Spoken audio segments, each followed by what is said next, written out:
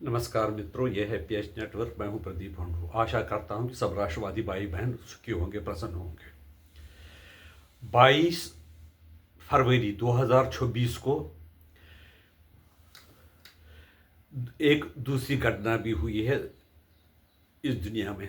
वो ये है कि जो मेक्सिको का ड्रग लॉर्ड है अल मांचो, उसका लंबा चौड़ा नाम है जो याद रखना भी मुश्किल है, वो मारा गया। वहाँ की जो पुलिस ने, मैक्सिकन पुलिस ने बड़ी कार्रवाई करके उसको मार दिया। उसके मारने के बाद मैक्सिको में ये हालत हो गया कि एयरपोर्ट तक भी उसके जो बंदे हैं, उस ग्रुप के जो मेंबर थे, उन्होंने एयरपोर्ट तक भी कब्जा किया, पेट्रोल पंप पे आग लगा दी और लोग डरे हुए हैं, घरों में बैठे हुए हैं। वहाँ की पुलिस भी उनका मुकाबला नहीं कर सकती है। उनके पास ये जो एल माचो का ग्रुप है, उनके पास ऐसे ऐसे हथियार हैं जो कि वहाँ की पुलिस के पास भी नहीं है। वहाँ जो मेक्सिको की सरकार है वो घाटे पे ही चल रही है, कर्जे पे चल रही है। वो कैसे ऐसे बड़े बड़े खतरनाक हथियार खरीद सकते हैं। उनके पास बताते हैं कि उनके पास हेलीकॉप्टर भी है और ड्रोन्स भी है। बहुत जो मैं ड्रग कार्टेल की बात करता हूँ, अल्मोंचो की बात करता हूँ। अल्मोंचो के पिताजी एक सीधे साधे किसान थे और एवोकाडो वगैरह पिकअप कर वो तोड़ते थे, पेड़ों से उतारते थे और बाकी खेती वगैरह करते थे, धान वगैरह की। उसका बेटा अमेरिका गया तो अमेरिका में वो 3 साल की उसको सज़ा मिल गई है। उसके बाद जब वो वापस आया तो वो मैक्सिको का ही रहने वाला था। वो मैक्सिको वापस आया तो वहाँ पर वो एक ग्रुप में शामिल हो गया। ग्रुप में शामिल होते होते कई 2 ग्रुप बने, फिर 3 ग्रुप बने। एक ग्रुप बना CGJN, कुछ ऐसा ग्रुप करके नाम बना है, जिसका हेड एल माचो था। यानी कि जो दूसरे कार्टेल थे, जो ड्रग लॉर्ड्स थे, उन पे उसने वो हावी हो गया तो वो बड़ा पावरफुल बन गया। जिसके पास उसके मेंबर्स थे, उसके जैसे फौजी होते हैं, बिल्कुल फौजी यूनिफॉर्म में हज़ारों के उसके मेंबर्स हैं। उनकी तनख्वाहें भी बड़ी अच्छी है। वो मांचो के ग्रुप में शामिल हो गए और मांचो एक प्रकार का अंडरग्राउंड जो अंडरवर्ल्ड है उसका, अंडरवर्ल्ड ड्रग का उसका बादशाह था। लेकिन ये जो माचो का क्या काम था कि वो जो ड्रग्स थे, फेंटानिल और भी दूसरे स्नोलिया, कुछ ऐसे ड्रग्स हैं, वो कोकेन, अफीम वगैरह की तस्करी करके उसको अमेरिका भेजती थी, जिससे कि कम से कम 1 लाख व्यक्ति अमेरिका में हर साल मरते हैं और कई लोग बेकार हो जाते हैं। ट्रंप से जब से ट्रंप आए तो उनका यह था कि ये ऐसे व्यक्तियों को मारा जाना चाहिए। जो वहाँ की मैक्सिकन पुलिस है उनके पास ऐसे रिसोर्सेज नहीं थे, लेकिन अमेरिका का दबाव मैक्सिको पर बढ़ता ही जा रहा था। तो एक पुलिस कार्रवाई में वो मारा गया। उसकी इंफॉर्मेशन शायद अमेरिका ने मैक्सिकन पुलिस को दी है। जब वो भी हुआ, जो वो मारा गया, तो मैक्सिको के हालात बहुत खराब हो गए और अमेरिका के जो लोग हैं या बाकी देशों के लोग, वो कई भागे हैं और कई अपने आप को घरों में ही रखकर अपने आप को बचा रहे हैं। अब दूसरी बात है, ये ड्रग्स आते कहाँ से हैं? ड्रग्स आते हैं चाइना से। फेंटानिल आपने देखा, ट्रंप ने कई बार कहा होगा कि जो हमारे देश में फेंटानिल वो चाइना से आते हैं, वाया मैक्सिकन बॉर्डर और कैनेडियन बॉर्डर आ जाते हैं। कनाडा और जो मैक्सिको, वो आपस में उनके बॉर्डर मिलते नहीं। दक्षिण में अमेरिका, यूएसए के दक्षिण में मैक्सिको और शायद नॉर्थ में कनाडा है।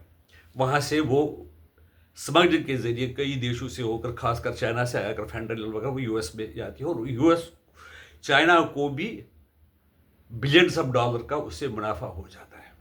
सुनने में आया है कि जो चाइना और जो अंग्रेज़ों के बीच में माफिया वार हुआ, वो अफीम वार हुआ था, इसमें एक बार वो अफीम वार हार गए थे, दूसरी बार फिर वहाँ का जो राजा है चाइना का, वो हार गया था और उसको परमिशन देनी पड़ी कि चाइना में हम अफीम ला सकते हैं। अब उसी का बदला शायद चाइना अमेरिका से लेना चाहता है। अंग्रेजों ने, वेस्ट वालों ने हमारे देश में भी बहुत नुकसान किया, लेकिन हम इस तरह से बदला नहीं लेंगे, क्योंकि अगर ये प्रोसेस चलता रहा, ये सर्कल में धीरे धीरे धीरे धीरे धीरे रिपीट होकर दोबारा वापस आता है। हम अपने कानूनों में सुधार करेंगे, लोगों को समझाएंगे, अवेयरनेस लाएंगे। अब ये यहाँ पर मैं आपको कहने की ज़रूरत है, जब पंजाब और जो नॉर्थ इंडिया के कई प्रदेश है, JNK वगैरह में ड्रग्स का बहुत कारोबार बढ़ने लगा है। लोग ड्रग्स लेने पड़े हैं, लेने लगे हैं। और आपने देखा होगा वो फिल्म उड़ता पंजाब, जिसको अकाली दल ने बैन करने की कोशिश की, उड़ता पंजाब तो चल गई। वहाँ पर भी तस्करी में ड्रग्स लोग हैं, बहुत से लोग नौजवान हैं, एक तो ड्रग्स लेते हैं और दूसरे ड्रग्स की तस्करी करते हैं। इसका ये फ़ायदा हुआ कि ये चाइना से ही ज़्यादातर ड्रग्स आते हैं। पहले अफ़गानिस्तान वगैरह से भी आते थे ड्रग्स, जब से तालिबान वहाँ पर आ गए तो वो ड्रग जो अफीम वगैरह की खेती है वो कम होने लगी।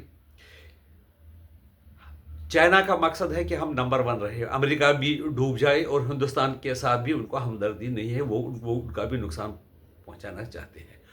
और पाकिस्तान को भी जो भी वो थोड़ी सी आमदनी पाकिस्तान को होती है और जो उग्रवाद फैलाते हैं उसमें ड्रग मनी का इस्तेमाल होता है। भारत की जो एजेंसीज वगैरह वो जो लूप होल्स वगैरह अपने सिस्टम में वो कोशिश कर रही है कि वो बंद हो जाए, फिर भी कुछ न कुछ रहता है। पंजाब में ड्रग्स आते हैं, जम्मू कश्मीर में बॉर्डर बड़ा टाइट है, वहाँ पर आना मुश्किल है वो, लेकिन वो जो ड्रग्स हो सकता है कि दूसरे देश के दूसरे हिस्सों में भी पहुंचते हो। कई भी आप सुना है कि मुंबई में भी कई ड्रग के वो ड्रग्स वगैरह पकड़े गए हैं इस तरह से। और चाइना ये चाहता है कि हिंदुस्तान भी कमज़ोर हो जाए, अमेरिका तो ज़्यादा पावरफुल है, उनसे भी बदला लिया जा सके ताकि चाइना नंबर 1 बन जाए। और बाकी पाकिस्तान भी चाइना के कहने पर डायरेक्टली और इनडायरेक्टली ड्रग बिजनेस में शामिल है। उसके फौजी भी कमाई के लिए पाकिस्तान के फौजी भी ड्रग तस्करी करने के लिए काम करते हैं, इन्वॉल्व है। इतना ही नहीं, वो जो वहाँ के फौजी अफसरान हैं कुछ वगैरह, वो तो बलूचिस्तान के ज़रिए वहाँ से वो ईरान से तेल की भी बड़ी तस्करी करते हैं और ईरान को बड़ा नुकसान पहुँचाते हैं। इसलिए ये ड्रग लॉर्ड से ड्रग बिजनेस है, उस पर बहुत ही कठोर कार्रवाई करने की ज़रूरत है। चाहे कोई भी देश हो, चाहे हमारा दुश्मन भी देश हो, अगर वो भी ये जो ड्रग्स से कारोबार करने वालों पर कार्रवाई की तो उसकी हमें भी सहायता करनी, और वो भी उनको भी हमारे को सहायता करनी चाहिए, ताकि ये जो ड्रग का धंधा है ओवरऑल ये देशों को बर्बाद करते हैं और नौजवानों को बर्बाद करते हैं। आपके राय इसके बारे में क्या, हमें बता दीजिए। आपने हमारे चैनल को सब्सक्राइब किया है तो उसके लिए धन्यवाद। आगे भी करते रहेंगे, ऐसी हमारी आशा है। वंदे मातरम, भारत माता की जय।